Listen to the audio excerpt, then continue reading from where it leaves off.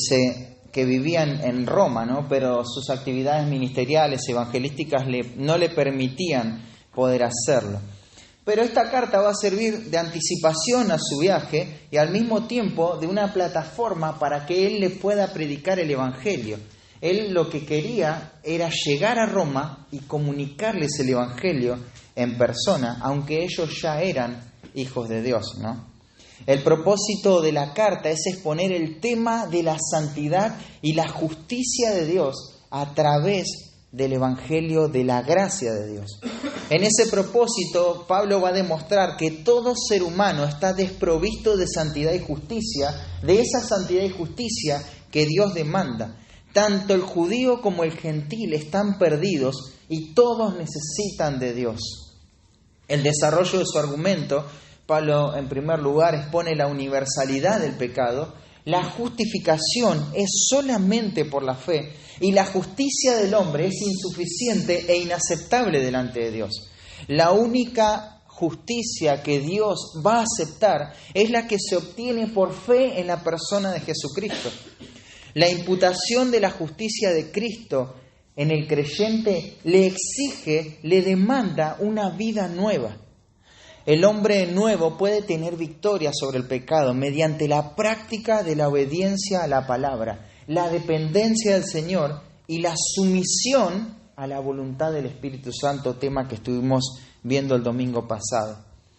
Pablo no solo presenta el Evangelio, y esta es una presentación magistral del Evangelio, pero también él va a presentar las implicaciones que el Evangelio tiene a la vida de una persona. Podríamos pensar en la salvación comprendida en 3 momentos, ¿no? En la vida del creyente. Un punto en el pasado tiene que ver con la justificación. Él fue justificado. Pero un proceso continuo en el presente es cuando ves al creyente siendo santificado progresivamente. Y un hecho final va a ser el momento en la glorificación. Y ahí podés obtener todo el concepto completo de lo que es la salvación. La sección en la que se encuentra nuestro pasaje, del capítulo 6, versículo 12 al 14, trata el tema de esta santificación que comprende el capítulo 6, el capítulo 7 y el capítulo 8. Y es la santificación, ¿no? Antes de comenzar a meternos en este tema, quiero mencionarte algunos conceptos. Hablamos de santificación. En relación a la salvación, ¿qué es la santificación? Déjame definirte un poco el concepto. La bendición de la santificación es un beneficio de la aplicación de la redención, que aunque comienza con una nueva vida, con la regeneración, se aplica a lo largo de la totalidad de la vida del cristiano. En la santificación, Dios obra en forma especial por medio de su Espíritu Santo. Va a apartar al creyente para sí, para sus propósitos. Lo va a hacer en forma progresiva, cada vez más santo. Lo va a transformar a la imagen de Cristo. Esa es la meta de la santificación, ser como Cristo. Y eso se va a dar conforme el creyente somete el poder del pecado en su vida y es capacitado para llevar fruto, el fruto de la obediencia en su vida. Y el capítulo 5 podemos ver esas expresiones tan preciosas, ¿no? Justificados pues por la fe, tenemos paz para con Dios, ¿no? Claro, nos gozamos en la justificación que por la gracia de Dios hemos recibido, ahora que estamos en Cristo. Aunque éramos pecadores, como va a decir, éramos irreverentes, éramos enemigos de Dios, ahora por imputación fuimos declarados justos delante de Dios. Esa es nuestra realidad. Somos declarados justos. Sin embargo, a veces parece que esta realidad no es la realidad que yo vivo, ¿no? No parece que la justicia de Dios esté operando en mi vida, porque muchas veces el pecado es abrumador en la vida del Hijo de Dios. De manera que toda esta sección, desde el capítulo 6 hasta el capítulo 8, va a tratar este tema. ¿Cómo tenemos que apropiarnos de la justicia que hemos recibido en el Evangelio? Algo que en realidad ya es nuestro, pero lo vemos ajenos, ¿no? Y el capítulo 6 gira en torno a este concepto principal, en torno a nuestra nueva identidad. El capítulo 7 tiene que ver con nuestra nueva relación.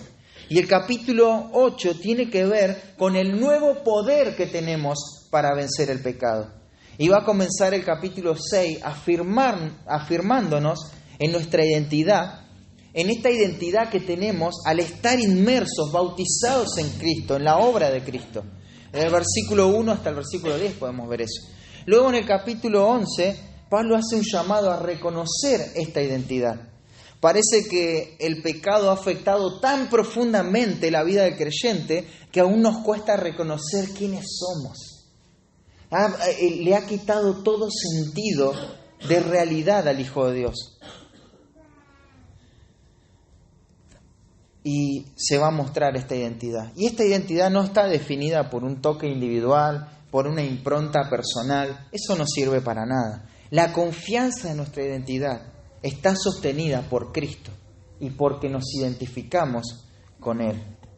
Pero los siguientes versículos son una exhortación a entregar todas nuestras vidas a Dios. Lo que somos se lo debemos a Cristo.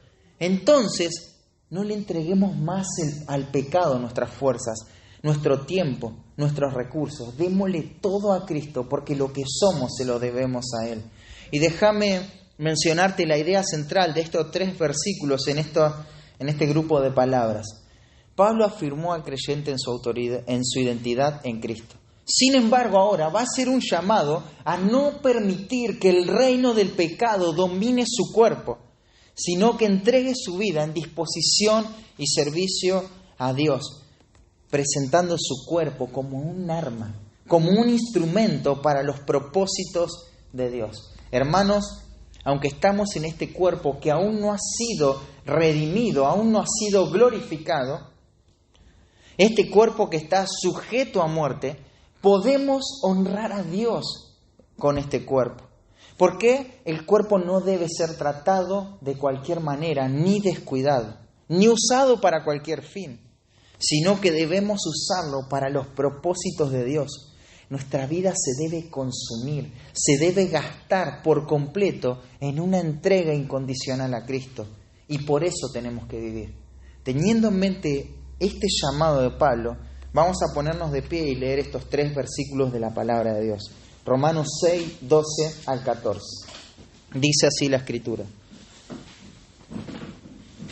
No reine, pues, el pecado en vuestro cuerpo mortal, de modo que lo obedezcáis en sus concupiscencias, ni tampoco presentéis vuestros miembros al pecado como instrumentos de iniquidad, sino presentaos vosotros mismos a Dios como vivos de entre los muertos, y vuestros miembros a Dios como instrumentos de justicia, porque el pecado no se enseñoreará de vosotros, pues no estáis bajo la ley, sino bajo la gracia. Pueden tomar asiento, hermanos. El título de este mensaje es que ya no reine más el pecado. Que ya no reine más el pecado. Y te lo voy a repetir porque vamos a explicar que este versículo se deriva del texto 12, del versículo número 12. Dice: no reine pues el pecado en vuestro cuerpo mortal, de modo que lo obedezcáis en sus concupiscencias. Ahí entre comas, noten esta palabra pues. Esto es una conjunción que introduce un resultado lógico de lo anterior. Puesto que el creyente reconoce su identidad, él sabe que ha muerto al dominio del pecado, ahora entrega su vida por completo al Señor, no permitiendo que el pecado controle ningún área de su corazón. Lo que Pablo está haciendo es dejar que la realidad de nuestra identificación con Cristo afecte drásticamente nuestra relación con el pecado. Claro, contemplar los privilegios de nuestra posición delante de Dios no nos hace pasivos ni descuidados en cuanto a la vida práctica, ¿no? Esa pregunta que tenían ahí los romanos que Pablo se la imaginaba, entonces, ¿pecaremos para que la gracia abunde? No, este privilegio no nos lleva a descarriarnos, sino que nos compromete más con la causa de Cristo, con el Evangelio. Spurgeon dice: cuán íntimamente están entrelazados los deberes del cristiano con sus privilegios. Debido a que el Hijo de Dios está vivo, debe renunciar al pecado. Esa cosa corrupta pertenece a su estado de muerte. cuán íntimamente están ligados los deberes y los privilegios del creyente. Lo que somos en Cristo, hermanos, no nos hace superficiales en cuanto al trato con el pecado. Todo lo contrario, nos hace incisivos.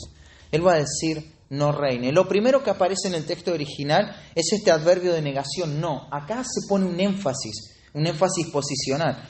Pablo venía muy bien explicando todos los privilegios de la identificación con Cristo.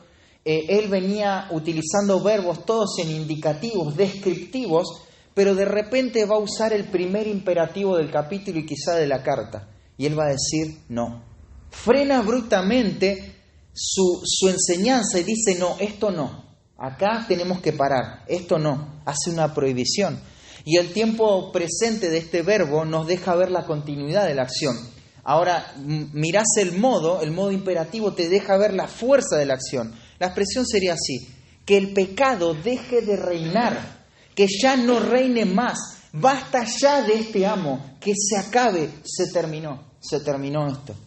También nos dice dónde debe de dejar de reinar el pecado, en vuestro cuerpo mortal. Esa frase preposicional nos introduce en la esfera en donde el pecado puede reinar y quiere imponer su dominio. ¿Y a qué se refiere nuestro cuerpo mortal? Bueno, no se refiere exclusivamente al cuerpo humano, aunque como vamos a ver más adelante, lo incluye enfáticamente, pero sí se refiere en la totalidad de la vida, a nuestra naturaleza humana en forma integral. El pecado no tiene que gobernar nuestra vida porque perdió su poder eficaz, perdió su efecto sobre nosotros cuando creímos en Cristo. Esto es el Evangelio, hermanos. Primera Juan capítulo 3 versículo 8 dice que el que practica el pecado es del diablo, porque el diablo peca desde el principio. Para esto apareció el Hijo de Dios. ¿Cuál fue el propósito? Para deshacer las obras del diablo. ¿Qué son las obras del diablo? La práctica continua, el reino del pecado en la vida del Hijo de Dios. Para eso apareció el Hijo de Dios. Cristo quitó las obras del diablo en nuestra vida. Pero si todavía está el reino del pecado en nuestra vida, entonces ¿de qué me salvó Cristo? ¿De qué me salvó Cristo? Si su propósito fue quitar esto, ¿no? El que fue salvo del reino del pecado no debe dejar que el pecado reine en su vida. De lo contrario, sería una contradicción total. ¿Cómo puede el pecado reinar si ya no tiene un efecto controlador sobre mí? Bueno, el domingo pasado estuvimos viendo esto, ¿no? Son los patrones, aquellos hábitos pecaminosos, las prácticas, los vestigios del viejo hombre muerto, la carne. Ahí es donde se posiciona el pecado para controlar nuestra vida. Y va a decir, de modo que lo obedezcáis. Acá se introduce el resultado. ¿Cuál es el resultado del gobierno del pecado? La obediencia a los deseos. Esa palabra obedecer, ese infinitivo, es una palabra compuesta que es ponerse por debajo de la voz. O sea, es someterse al pecado y ponerse por debajo de sus órdenes. ¿Y cuáles son esas órdenes? Bueno, de diferentes formas, lo que desee tu corazón. Si no existe una restricción externa, los deseos van a gobernar y se van a llevar todo a su paso. Los deseos se van a convertir en una autoridad que va a dirigir toda tu vida. Y eso puede pasarle a un creyente, si deja que sus deseos le controlen. Sus deseos se van a transformar en la norma. Bueno, yo sentí hacer esto, lo hice para cosas buenas y para cosas malas. Tus deseos van a ser la autoridad. Y eso no tiene que pasar, hermanos, porque eso es peligroso. ¿Y esto puede pasarle a un creyente? ¿Puede pasarle a un hijo de Dios que sea gobernado, reinado por el pecado? Bueno, la respuesta rápida es sí. Aunque no es natural. No es natural que esto le pase a un hijo de Dios. Pero durante muy buen tiempo las mentiras pueden afectar tanto el corazón y la vida espiritual de una persona que profesa creer, que vos lo mirás y no marca ninguna diferencia. De momento se puede llegar a pensar que nunca voy a poder vencer estos deseos vehementes a pecar. Y claro, esto va a tener consecuencias serias a la medida que el creyente no se aferra a su identidad. Habrá disciplina de parte del Señor. Dios va a castigar ese pecado. Habrá desaliento, habrá debilidad hasta tal punto que, como dice el libro de Santiago, no tendrá ni siquiera fuerzas para orar este creyente. El creyente puede caer en pecados graves y profundos. Tenemos, por ejemplo, a David, ¿no? Obedeciendo, ¿qué cosa? Sus deseos. Entregándose una vida de pecado y fue propenso a todo pecado. Y vemos cómo fue su degradación. Tenemos el caso de Judá, el cual, si no hubiese sido por la intervención de la gracia de Dios, se hubiese perdido completamente de los propósitos de Dios. Tenemos la vida de Lot, que si la Escritura misma no atestiguara de él como justo, serían muy diminutas las evidencias de su salvación, ¿no? Porque la Biblia dice que él afligía su alma al exponerse a la degradación moral en el pueblo en el cual habitaba. En el mejor de los casos, un creyente puede ser afligido y llegar a una extrema debilidad. Puede recibir castigo y cosechar dolor, amargura, tristeza y pérdida de tiempo y coronas si deja reinar el pecado en su vida. Pero en el peor de los casos, lo que el reino del pecado expondrá en la vida de esta persona es que todavía su dominio está ahí, en la esfera, en su vida. No hay una identificación con la obra de Cristo. Y por más que haya hecho una oración, por más que tenga en su Biblia anotado la fecha en cuando dice recibir a Cristo, si el pecado gobierna en su vida, esto puede ser una exposición, puede ser la manifestación de que aquí no hay vida espiritual, de que el pecado no fue quitado. Martin Lloyd-Jones ofrece un ejemplo muy útil en la relación del creyente con su antiguo carácter pecaminoso. Y él va a representar esto como dos campos contiguos, o sea, uno al lado del otro, ¿no? Uno es propiedad de Satanás y el otro es propiedad de Dios. Y ambos campos están separados por un camino. Antes de la salvación, la persona vivía en el campo de Satanás y era esclavo de él, tenía que trabajar para él y vivir para él, estaba en su reino.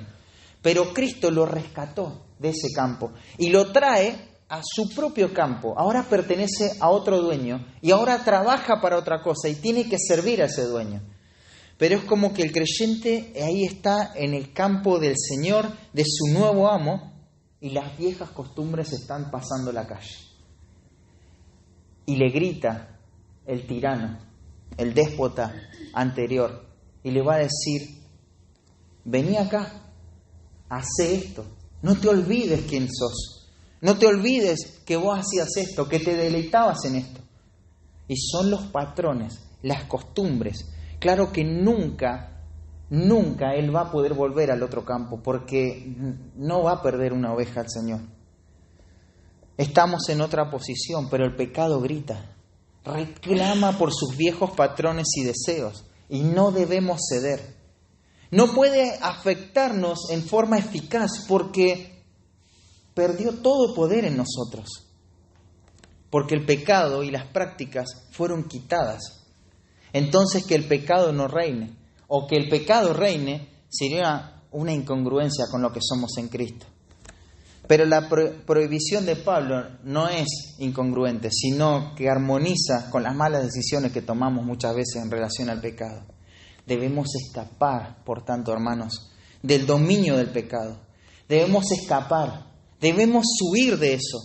¿Por qué tenemos que hacerlo? Principalmente por la gloria de Dios. En segundo lugar, por gratitud a Cristo. Pero también tenemos que escapar por nuestra vida, por nuestra propia vida. Escapemos del dominio del pecado. Si tu conciencia en este momento te habla y te acusa de cosas que en tu vida no están bien, de patrones que no han sido vencidos en tu vida, escucha la voz de tu conciencia. Sería peligroso acallar esa voz de tu conciencia. Pero si aún tu conciencia está cauterizada y neutralizada y no te dice nada, sin embargo el Espíritu Santo puede estar hablando a tu corazón en esta mañana y confrontándote acerca de prácticas de pecado que no han sido confesadas. No ignores su voz, no endurezcas tu corazón, porque sería una tragedia para tu propia alma. Escapate del reino del pecado. Por eso te decía al principio, el título de este mensaje es que ya no reine más el pecado. Y vamos a ver 3 acciones para no permitir al pecado reinar en nuestra vida. Y vamos a ir rápido por estos 3 puntos. En primer lugar, renuncia a todo hábito pecaminoso. Renuncia a todo hábito pecaminoso. Dice, ni tampoco presentéis vuestros miembros al pecado como instrumentos de iniquidad. Antes dijo que el pecado no reine en la totalidad de tu vida. Ahora dice, ahora el énfasis está que no reine en ninguna parte de tu vida. Dice, no presentéis, no dispongas. La orden también está en tiempo presente. Nuevamente sería la idea, deja de estar haciendo esto. Deja de estar entregando tus miembros al pecado. Los miembros van a involucrar cada parte específica del ser. Y vamos a ver un poquito más, pero déjenme seguir desarrollando el flujo de la idea. Dice, ni tampoco presentéis vuestros miembros al pecado como instrumentos. O sea, en otros pasajes de la Escritura, esta palabra instrumento se traduce como arma. Por eso te decía en la idea central del texto, es un arma. Es un arma. Nuestros cuerpos pueden ser armas. Y acá habla de iniquidad. De iniquidad. O sea, algo injusto. La palabra en el texto original es adiquías, es injusticia. Es injusticia. No uses tus miembros injustamente. Renuncia a todo hábito pecaminoso. ¿No querés que el pecado reine en tu vida? Bueno, renuncia a todo hábito pecaminoso que corresponda a la vieja vida. Esta renuncia debe comenzar de inmediato. De inmediato, pero también debe comenzar de las cosas más evidentes que gobiernan tu vida. Pero no te tenés que quedar en el grueso del pecado que controla tu vida, sino que tenés que hilar bien fino en cada cosa, cada hábito, cada patrón pecaminoso, tenés que renunciar. Los miembros, como te decía, involucran a cada parte del cuerpo y tenemos que pensar, y te voy a dar una lista de cosas, ¿no? En primer lugar, no uses tus manos como instrumentos para pecar. Jesús, hablando de lo drástico que tenemos que ser en nuestra lucha contra el pecado, dijo, si tu mano derecha te es ocasión de caer, mejor córtala. Claro, en forma de hipérbole, Jesús va a decir, ninguna decisión es demasiado exagerada en vistas a vencer el pecado de tu corazón. No dirijas tus pies al pecado. El pecador no regenerado va a decir en el capítulo 3 que se apresura a derramar sangre. Y ustedes conocen el Salmo 1, ¿no? Bienaventurado el varón que no anduvo en consejo de malos, ni estuvo en camino de pecadores, ni en silla de escarnecedores se ha sentado. Renuncia, no avances, no te dirijas a las relaciones pecaminosas. Aleja tus pies de los caminos injustos, no lo transites, no pasa por ella, como dice este hombre sabio en Proverbios, aléjate de ella, pasa. No importa cuán atractivo parezca el pecado, renuncia a eso. Lee Proverbios capítulo 7, después en tu casa, ahora no tenemos tiempo, pero ahí vos ves este hombre, este joven que es observado, este joven insensato, que sale en un momento en que no tendría que por qué estar saliendo y se apresura a la cámara, a la casa de esta mujer extraña, esta mujer extranjera, que no le pertenece, que es ajena a él. Se apresura sin saber que sus pasos están yendo a la muerte. No expongas tus ojos a lo pecaminoso, no mires lo injusto. Hermanos, el ojo nunca se sacia de ver, nunca dirá basta, jamás dirá basta. No entres en patrones pecaminosos con tu mirada, porque eso es de nunca acabar. Basta de seguir pecando con lo que ves. Tenés que renunciar a todo hábito pecaminoso. Job dijo, hice pacto con mis ojos. Hice pacto con mis ojos. ¿Cómo pues había yo de mirar a una virgen? ¿Qué galardón me daría Dios? ¿Qué heredad del Omnipotente? Y hace una pregunta retórica. ¿No hay quebrantamiento para el impío y extrañamiento para los que hacen iniquidad? Sí, hay, entonces no lo hagas. Renuncia a los patrones pecaminosos que te llevan a usar mal tu boca. Escapate de la murmuración. No digas malas palabras. Cortá con los patrones de queja constante en tu vida. No mientas. No uses la mentira como algo liviano. Eso tiene que ver con el padre de mentira. No refleja la gloria de Dios. Decí la verdad. Usá tus palabras, pero no solamente para tener razón. Entonces, renuncia a todo hábito pecaminoso con tu mano. Renuncia a todo hábito pecaminoso cómo usas tus pies. Renuncia a todo hábito pecaminoso en cómo usas tus palabras. Renuncia a todo hábito pecaminoso en relación a lo que escuchás. No te permitas escuchar lo que no conviene, lo que no edifica. Renuncia a todo hábito pecaminoso en tus pensamientos. ¿Hacia dónde te han llevado tus pensamientos? Fíjate, al pecado, al desánimo, a aislarte, a la autocompasión, a la amargura, al enojo, a los malos entendidos, a la tristeza. Renuncia a eso. Renuncia a todo hábito pecaminoso que controlan tus emociones, tus sentimientos. No permitas que las emociones pecaminosas gobiernen tu corazón. Vas a deslizarte si lo haces.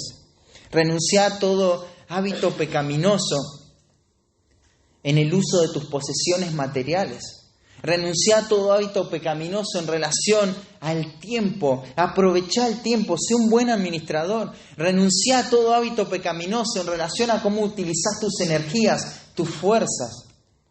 Todo esto y mucho más podríamos hablar que involucra la totalidad de nuestros miembros, ¿no? Muchos de estos patrones pueden mostrarse evidentes y claros. Esto es lo que estoy mal y en esto tengo que cambiar. Y es una amenaza si no lo hago. Y claro, eso es fácil de identificar. Cuando los veas, escapa de ellos, huí de ellos, salva tu vida. Pero no descuides hábitos pecaminosos que no se ven tan amenazadores, que no se ven tan dañinos. En realidad lo son dañinos. Y eso tampoco corresponde a lo que eres en Cristo, a tu identidad. No examines los patrones pecaminosos en tu vida con ligereza, con superficialidad.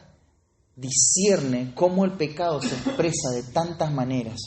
Cómo una raíz de pecado se expresa de diferentes formas. Y ataca la raíz.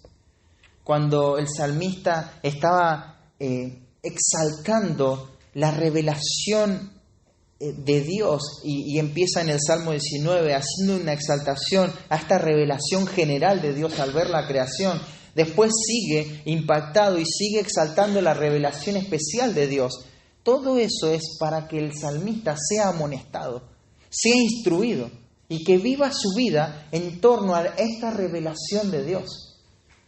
Ahora, él no se confía de su capacidad para observar y examinar su vida. Y él hace esta pregunta que deberíamos hacernos nosotros. ¿Quién podrá entender sus propios errores? Líbrame de los que me son ocultos. Preserva también a tu siervo de las soberbias, que no se enseñoreen de mí, que no gobierne el pecado en mí. Entonces seré íntegro y estaré limpio de gran rebelión. Mirá, la capacidad de examinar el corazón de forma minuciosa es lo que nos va a librar de grandes pecados. Cuando somos ligeros en examinar nuestro corazón, cuando somos superficiales, generales, y no hablamos de cosas puntuales, específicas, patrones de pecado que gobiernan nuestra vida, estamos expuestos a una gran rebelión. No tenemos que permitirlo. Y algunas preguntas. ¿Qué hábitos pecaminosos tenés que dejar en el presente? Hoy. ¿Qué hábitos pecaminosos tenés que dejar? ¿Qué te demandaría o qué te exigiría apartarte de esos pecados? No importa los recursos que tengas que perder, no importa cuánto tiempo tengas que gastar, hacelo porque este texto te enfrenta a eso. Renuncia a todo hábito pecaminoso, que el pecado no reine más, que no reine más el pecado. En segundo lugar, gasta tu vida en los propósitos de Dios. Dice el versículo 13, la segunda parte, si no presentaos vosotros mismos a Dios como vivos de entre los muertos y vuestros miembros a Dios como instrumentos de justicia. Ese si no marca un contraste. no presentes tus miembros al pecado, sino presentale tu vida a Dios. Es el mismo verbo, ¿no?, de la cláusula anterior. Sin embargo, acá no es una prohibición, sino que es una afirmación. Ahora el tiempo es diferente. Acá el tiempo sugiere que la acción debe llevarse a cabo de inmediato. No hay tiempo que perder para entregarle toda nuestra vida a Dios. Tenemos que obedecer esta orden. Y fíjate, dice, ¿qué es lo que tenemos que entregar? Vosotros mismos a Dios. Debemos entregar nuestra vida por completo a Dios. Es bastante llamativo cómo se expresa esta oración, porque el sujeto, vosotros, es el mismo objeto directo. Es lo mismo que ellos tienen que entregar. No hay forma de mirar para otro lado. Esto no se puede evadir. Dios te llamó del reino del pecado para esto, para que consumas toda tu vida en Él, para que gastes toda tu vida en Él. No es un llamado a un pastor esto, es un llamado a un hijo de Dios. Tenés que consumir tu vida en Él. Es un llamado personal. ¿Por qué? Porque esto conlleva tu identidad, ¿no? Esto es lo que eres. Hijo de Dios, tenés que gastar tu vida para Dios. Tenés que ocupar toda tu vida en Dios. Y como sugiere el tiempo del verbo, no hay tiempo que perder. Ya le diste mucho tiempo a la vanidad. Es suficiente. Es hora de parar. Es hora de poner un alto y hacer lo que tenés que hacer. Primera de Pedro, capítulo 4, no hace falta que lo busques. En el versículo 2, Pedro va a decir, para no vivir el tiempo que resta en la carne, conforme a las concupiscencias de los hombres, sino conforme a la voluntad de Dios. Baste ya el tiempo pasado para haber hecho lo que agrada a los gentiles. Basta ya, ya está. Ya es tiempo pasado. Es hora de vivir para algo mayor que mis propios deseos. Es suficiente, ¿no? Qué bueno trajo el pecado para continuar en él. Qué cosas buenas, qué fruto digno trajo el pecado y los patrones y los hábitos pecaminosos que me van a seguir atando a esos pecados. No, presentaos vosotros mismos, presenten toda su vida a Dios. Y va a decir, como vivos de entre los muertos. Qué tremenda es esta expresión, porque es como quienes han pasado de muerte a vida. Estos que han pasado de muerte a vida ahora miran a Cristo para servirle. No buscan otra cosa, viven para lo mejor. Buscan el reino de Dios y su justicia. Esta es la meta de su vida. Y como dice Filipenses 2:13, persiguen la santidad. Y va a decir, y vuestros miembros a Dios como instrumentos de justicia. Bueno, la misma idea anterior, ¿no? Pero la inversa. Como dice Efesios capítulo 4, despojados del viejo hombre, vestidos del nuevo, renovar la mente y vestidos del nuevo. Bueno, esto es algo parecido. No presentes tu vida al pecado. Presentale todos tus miembros a Dios. Entrega cada parte de tu cuerpo como un arma para servir a la justicia, a los propósitos de Dios. Haz con tus manos las obras que Dios preparó de antemano para que andes en ellas. Usa tus pies para buscar a los perdidos. Cuán hermosos son los pies de aquellos que anuncian la paz. Abrí tu boca para predicar, para dar gracia a los que te oigan. Alabá a Dios con tu boca. Habla de las grandes maravillas de Dios. Utiliza tu oído para escuchar la palabra de Dios. Atesorá en tu corazón la verdad de Dios y no la mentira. Gasta tu tiempo en el servicio. Consumí tus energías así. Usa tus recursos en forma considerable en los propósitos de Dios. No des obras. Consumí tu energía en la obra de Dios. Usa tu mente para pensar en la doctrina, para estudiar y pensar acerca de Dios. Estudia la Biblia. Usa tu dinero para ganar amigos que después te reciban en la gloria. Pero no des, como dice Proverbios 5, a los extraños tu honor y tus años al cruel. No tiene sentido, vas a terminar consumido, vas a gemir al final y vas a reprocharte, ¿cómo no escuché esta exhortación de vivir para los propósitos de Dios? No oí a aquellos que me decían, incliné mi oído a otra cosa. En todo estuve mal. Esa va a ser tu realidad. ¿Para qué vas a dar tu vida y tus energías a algo vano? Dale a Dios todo. Si sos joven, ahora es el tiempo para pensar en Dios, para acordarte de Él, para reconocerlo. Eclesiastés dice, acuérdate de tu Creador en los días de tu juventud, ¿no? No es que porque ahora tenés tiempo vos decís, bueno, puedo postergar esto y después me enfoco en Dios. No hay tiempo que perder. Dale todo ahora a Dios. Nunca te vas a arrepentir de haberle entregado tu vida a la mejor causa. Pero, ¿cómo te vas a reprochar no haberlo hecho? Y podés pensar, bueno, yo ya soy una persona grande. No creas que no tenés que gastar tus días en Dios. Si un joven con más tiempo es exhortado a entregar y a vivir toda su vida para Dios, ¿cuánto más alguien mayor que no dispone tanto tiempo? Todavía la exhortación es más apremiante. Gasta tu vida en los propósitos de Dios. Da tu tiempo para Dios. Tus recursos, tus energías, ¿se lo vas a dar a lo pasajero, a las cosas de esta vida? ¿Hasta cuándo le vas a dar a las cosas de esta vida toda tu vida? ¿Acaso no has comprobado que no podés retener nada? Sos una persona experimentada. Ya te has dado cuenta al transitar de la vida que no tiene sentido. El Evangelio demanda una entrega total al Salvador y eso es lo que tenemos que hacer. Tenemos que mirar como Pedro veía el seguir a Cristo. Y acompáñame en tu Biblia, este pasaje quiero que lo busques en Juan capítulo 6.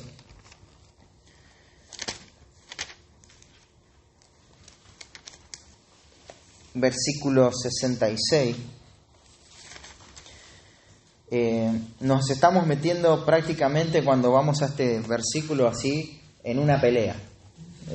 Acá hay mucha tensión en este capítulo, en estas historias que se están contando. Jesús está dando un mensaje incisivo, Él es duro, ¿no? De alguna forma, y muchos de los que lo seguían ahora ya no lo siguen más, porque sus palabras no pueden ser oídas por gente que busca satisfacer sus deseos personales. Solamente aquellos que aman la gloria de Dios pueden ver esto como algo bueno. Y el versículo 66 va a decir, desde entonces muchos de sus discípulos volvieron atrás y ya no andaban con él. Dijo entonces Jesús a los 12, ¿queréis acaso iros también vosotros? ¿Ustedes también quieren ser de aquellos que se pierdan en la multitud y que les parezca dura cosa esta palabra? ¿Quieren irse acaso ustedes también?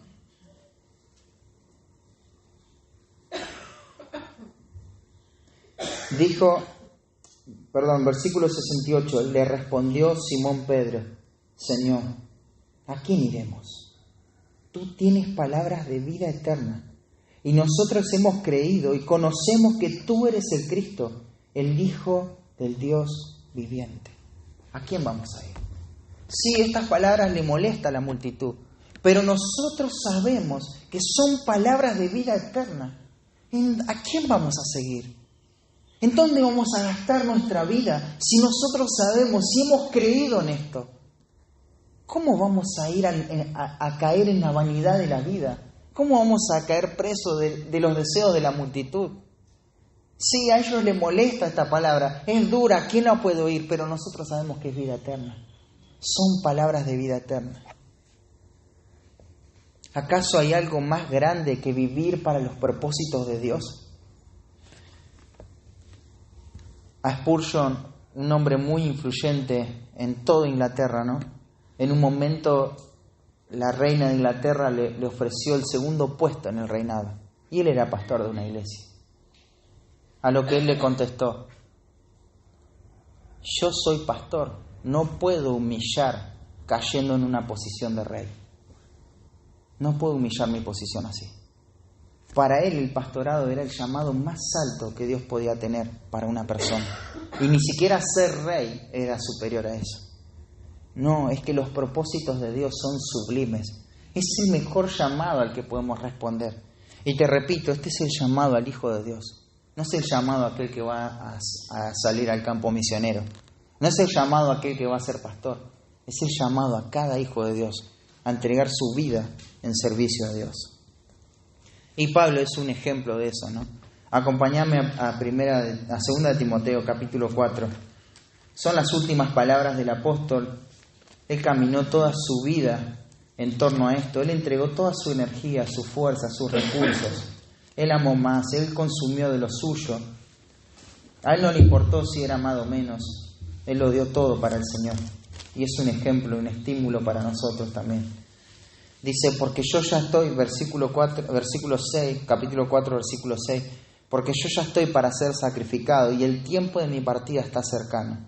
He peleado la buena batalla, he acabado la carrera, he guardado la fe.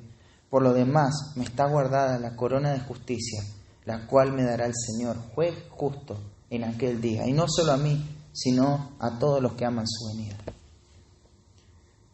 Claro, el Hijo de Dios ama la venida de Dios. Esto incluye a todos.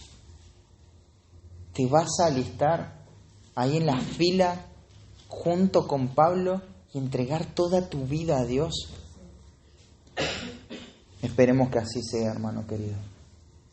Y algunas preguntas. ¿Qué idolatrías en mi vida me impedirían poner en práctica las verdades de este texto?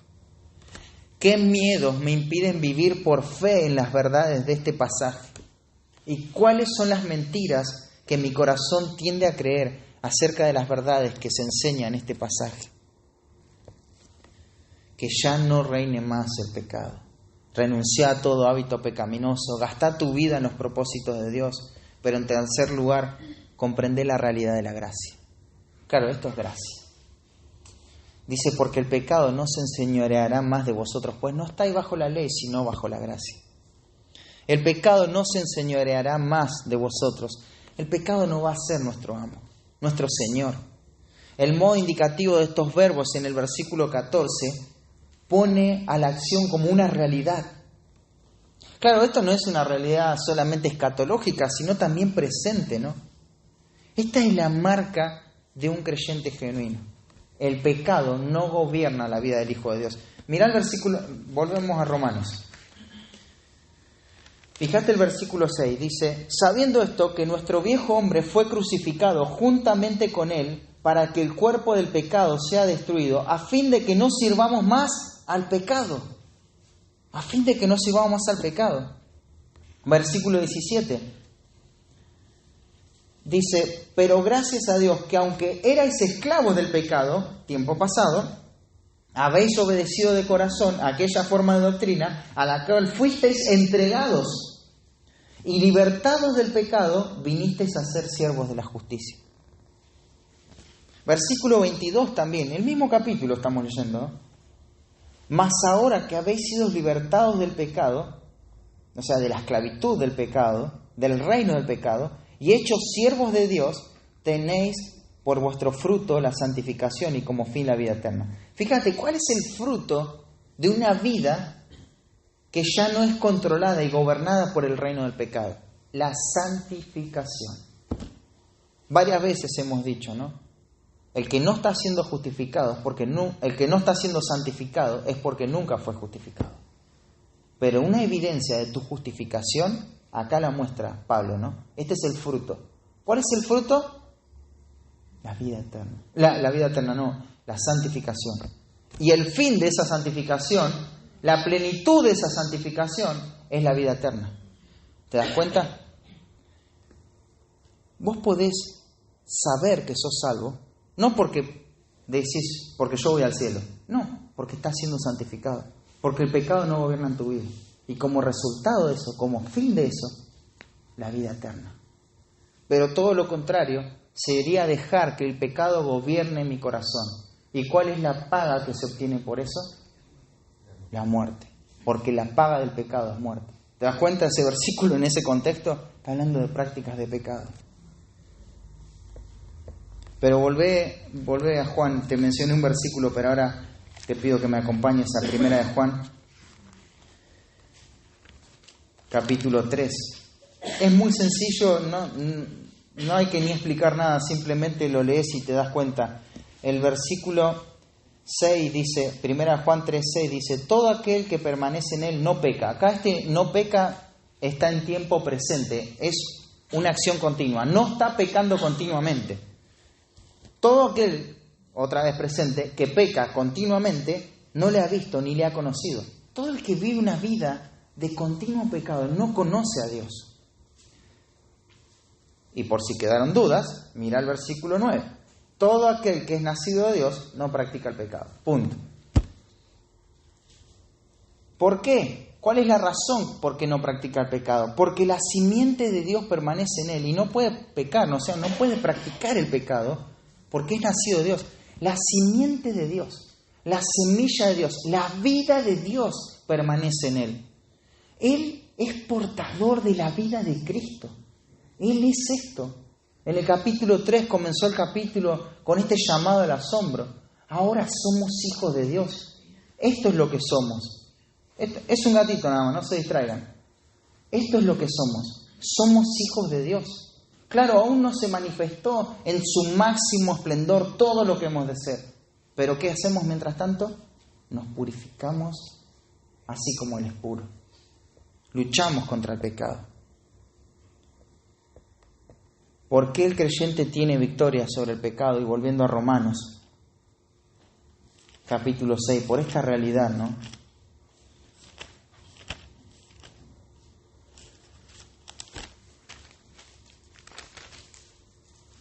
Porque no estáis bajo la ley, sino bajo la gracia. No estáis bajo la ley. Claro, la ley santa de Dios cumple bien su función. Ella muestra el pecado en forma eficaz. Las evidencias del pecado en nuestra vida son expuestas por la ley de Dios y son abrumadoras. No hay manera de escapar. La ley lo encerró todo bajo pecado. Pecados que cometemos, pecados que pensamos, pecados que ni siquiera sabemos que están ahí, pero los cometemos. La ley expone todo. Pero no necesitamos obedecer la ley de Dios para obtener la justicia de Dios. Eso sería imposible. El propósito de la ley no es ese, ¿no? Sino que es mostrar el pecado. Si nos amparamos en la obediencia, en nuestras obras a la ley para quitar el pecado, entonces somos malditos. Estamos destruidos. Quedarse bajo la ley es el fracaso mismo en relación a la lucha contra el pecado. Es una derrota segura. ¿Por qué? Porque todo el peso condenatorio de la ley perfecta de Dios cae sobre nosotros. Pero ya no dependemos de la ley para ser aceptos delante de Dios, sino que estamos sometidos, dependientes de la gracia salvadora de Cristo. Estamos bajo la gracia. Es la gracia de Dios lo que nos permite vencer el pecado. Claro, esta gracia no significa vivir sin ley. Esta gracia no es en contra de la ley, sino que es la gracia la que nos permite vivir nuestra vida espiritual y poder obedecer a Dios. No es una gracia que anula la ley, pero sí anula la condenación y la culpa de la ley. Eso sí. A lo largo de nuestra vida vamos a caer, hermano. Vamos a fallar, vamos a pecar una y otra vez. Mientras estemos en este cuerpo, estamos sujetos a esa corrupción. Nos sentiremos tan abatidos por el pecado. Vamos a escuchar sermones como este que nos exhortan a vivir una vida santa y al otro día estamos pecando. Y eso va a traer dolor a nuestro corazón, tristeza. Y está bien que eso suceda, el pecado tiene que causar eso. Pero en esos momentos tenemos que recordar que estamos bajo la gracia. Servimos a la gracia. Su gracia nos va a sostener, nos va a sacar del pecado, de la miseria. La gracia no va a actuar como un alivio ante mi pecado, sino que va a rescatarme del pecado. Me va a quitar del pecado. Su gracia nos va a sostener. Va a actuar para sacarnos del reino del pecado y conformarnos a la imagen de Cristo. Y el último versículo en Tito, quiero que leas estas palabras. Si alguna vez pensaste que la gracia era una excusa para pecar, mirá lo que dice Tito capítulo 2, versículo 11 al 13. Dice: Porque la gracia de Dios se ha manifestado para salvación a todos los hombres, enseñándoos. O sea, la gracia de Dios se ha manifestado. ¿Y cómo se ha manifestado? Podríamos preguntarle. Y estas palabras nos van a decir la manera. En primer lugar, enseñándonos que renunciando a la impiedad y a los deseos mundanos, vivamos en este siglo justa y piadosamente, aguardando la esperanza bienaventurada y la manifestación gloriosa de nuestro gran Dios y Salvador Jesucristo, quien se dio a sí mismo por nosotros para redimirnos de la iniquidad y purificar para sí un pueblo propio, celoso de buenas obras. Tremendo. La gracia se manifestó para salvación a todos los hombres y nos enseña. ¿Qué nos enseña la gracia? ¿En qué nos exhorta la gracia? Que tenemos que renunciar a toda impiedad y a los deseos mundanos. Y tenemos que vivir en este siglo, en este tiempo, una vida justa delante de Dios, conforme esperamos la redención total de nuestra alma. Y esa redención solamente es posible por la entrega, el sacrificio de Cristo. Pero te das cuenta que yo dependa de la gracia no significa que sea pasivo y que deje que el pecado siga afectando mi vida. No, la gracia me llama, la gracia me exhorta, la gracia de Dios me está enseñando una gran verdad, la verdad más importante que un creyente puede recibir. Y es abandonar el pecado, es vivir una vida entregada totalmente a Dios, es depender de la gracia.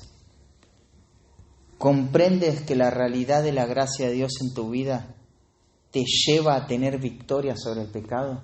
Es la gracia de Dios. Claro, acá nadie es una estrella, el distinto, somos pecadores, pero pecadores redimidos por la gracia de Dios. No estamos alguien por sobre otro, es la gracia de Dios, es la gracia de Dios.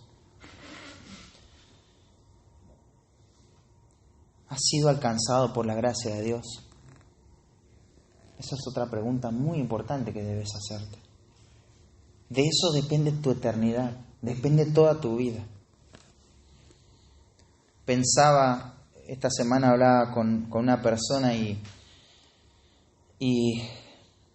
pensaba en toda la perversidad, ¿no?, de mi vida, de mi ser, ¿no? Y lo único que hizo la diferencia entre mi persona y una persona que está perdida en el pecado, no hay una condición en mí, es la gracia de Dios. Es la gracia de Dios. Si no fuese Cristo, no habría nada. No hay nada excepto su gracia. Es su gracia. Esta gracia no nos hace orgullosos. Nos hace saber que hemos recibido aquello que no merecíamos. No merecíamos. Y nos hace ser conscientes de que si sos el único creyente en tu familia, es porque eras el peor. Porque a lo vil, a lo menospreciado escogió Dios.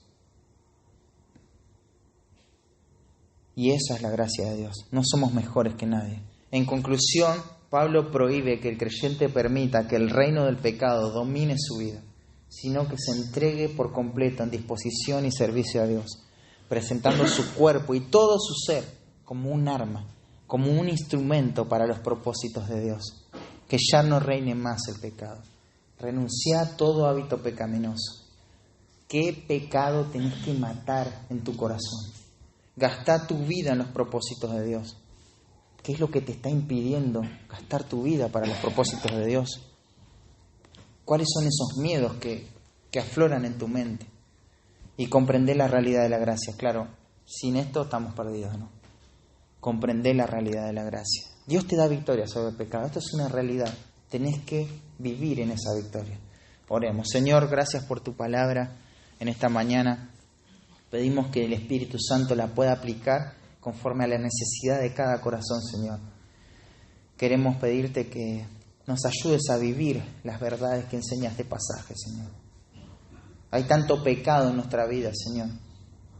Patrones que aún ni siquiera hemos tomado el tiempo para meditar. Que no seamos livianos, Señor. Que no seamos hombres y mujeres livianos delante de la exhortación de tu palabra, que podamos examinar nuestro corazón, Señor, que podamos quitar de nosotros todo pecado, Señor.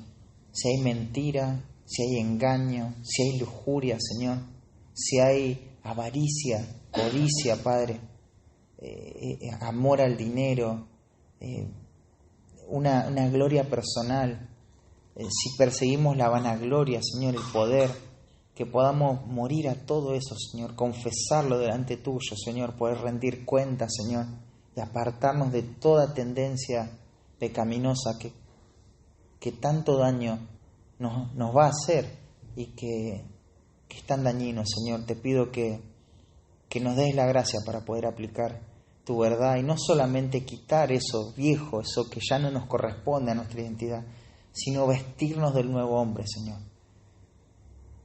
Usar toda nuestra vida, Señor, para consumirla en ti, Señor. Eres la única oportunidad, Señor, la única manera de usar bien nuestras energías, nuestro tiempo, todo nuestro ser, Señor. Que lo podamos hacer dependiendo pura y exclusivamente de tu gracia. En el nombre de Cristo Jesús. Amén.